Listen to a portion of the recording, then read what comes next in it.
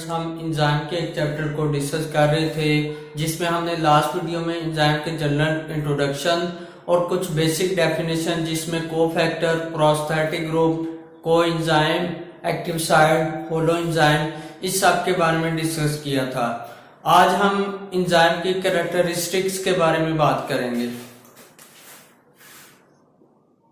Characteristics of enzyme. तो enzyme क्या है? ये एक प्रोटीन है जो कि अमाइनो एसिड से मिलकर बनी होती है और ये लिविंग ऑर्गेनिज्म में किसी भी बायोकेमिकल रिएक्शन को एक्सेलरेट करने के लिए या उसकी एफिशिएंसी को बढ़ाने के लिए एक इम्पोर्टेंट रोल प्ले करता है।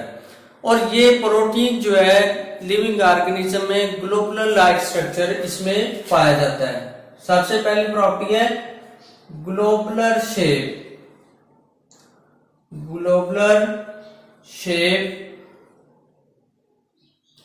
उसके बाद सेकंड पे है कि ये केमिकल रिएक्शन को एक्सेलरेट तो करते हैं एंजाइम, लेकिन इसकी अपनी क्वांटिटी पे कोई भी डिफरेंस नहीं आता।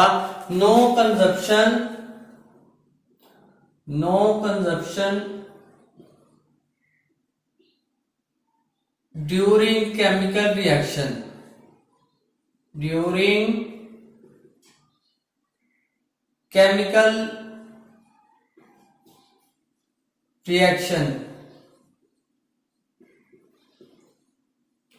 उसके बाद थर्ड पे है कि ये कोई भी केमिकल रिएक्शन को जब एक्सेलरेट करते हैं तो इसकी बहुत थोड़ी मिकदार एंजाइम की बहुत स्मॉल अमाउंट जो है वो लिविंग ऑर्गेनिज्म को रिक्वायर होती है। Small amount of enzyme is required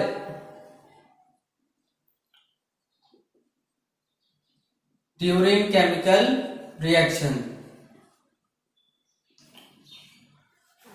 और ये लिविंग ऑर्गेनिज्म में कोई भी बायोकेमिकल रिएक्शन को एफिशिएंसी को जब बढ़ाते हैं तो उसके जो एंड प्रोडक्ट है, उस रिएक्शन के जो एंड प्रोडक्ट है उसकी नेचर पे या उसकी फिजिकल जो प्रॉपर्टी है उन पे कोई भी इफेक्ट नहीं पड़ता इसकी प्रेजेंस से, इसकी मौजूदगी से।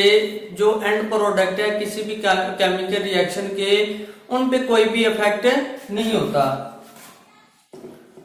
फोर्थ पे है there presence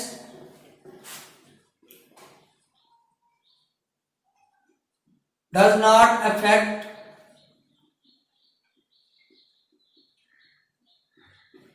nature of end products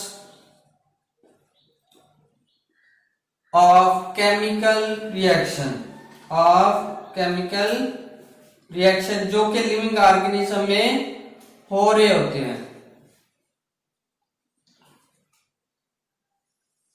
उसके बाद फिफ्थ पे है कि ये अपनी नेचर के लिहाज से बहुत ही ज्यादा स्पेसिफिक होता है लिविंग ऑर्गेनिज्म में और single enzyme single chemical reaction को ही कैटेलाइज करता है या एक्सेलरेट करता है।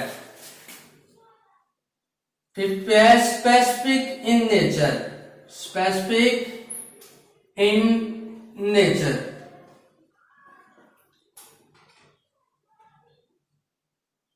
उसके बाद छठी जो इसकी प्रॉपर्टी है वो ये है कि ये एक्वस मीडियम में ही काम करता है। लिविंग ऑर्गेनिज्म में एक्वस मीडियम में ये काम करता है, work.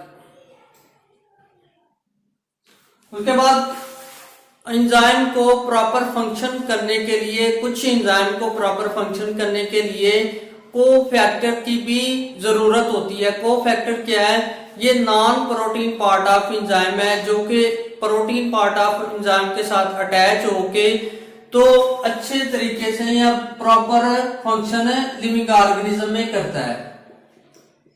Some enzyme require cofactor for proper function, for proper function.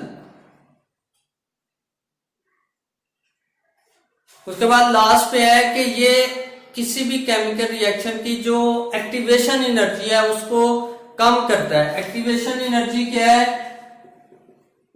Lower the activation energy.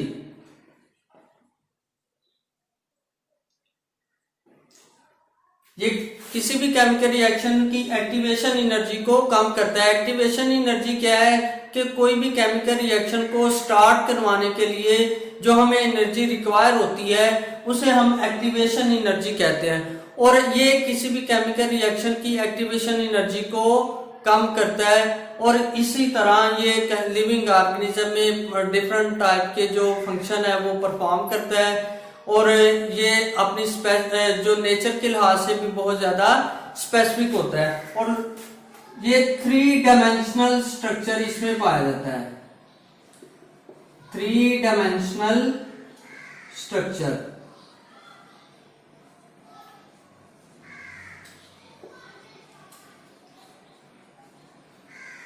ये थी एंजाइम की प्रॉपर्टीज। नेक्स्ट वीडियो में हम इंशाल्लाह एंजाइम के मैकेनिज्म के बारे में बात करेंगे और देखेंगे कि इसके स्ट्रक्चर मॉडल कितने हैं और इन स्ट्रक्चर मॉडल में क्या डिस्कस किया गया है। Thank you for